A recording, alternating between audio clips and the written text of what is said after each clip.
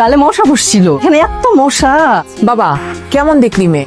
সুন্দরই আছে, একটু অভাবী ফ্যামিলি। তার থেকে বড় কথা হচ্ছে মন মানসিকতা অনেক কিছু। আমার এই বিয়েতে মত নাই, বিয়ে করবে আরমান, ওর ডিসিশন।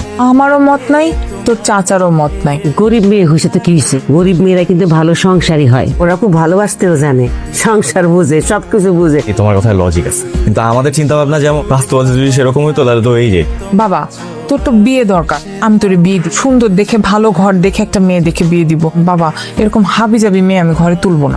হাবি যাবি মেয়ে মানে কি? আমি অন্তরাকে বিয়ে করব, আমি একাই ওকে বিয়ে করবো, আমার কারোর দরকার নাই। আর এই বাসায় যদি অন্তরার জায়গা না হয় তাহলে আমি বাসা থেকে বেরোয় যাবো, আই প্রমিস। আচ্ছা শোনো না, আচ্ছা আমি যদি বলি আজ রাতে আমাকে বিয়ে করতে হবে কাজী অফিস, তুমি কি রাজি? হ্যাঁ আমি রাজি, আমি না তোমাকে হারাতে চাই না।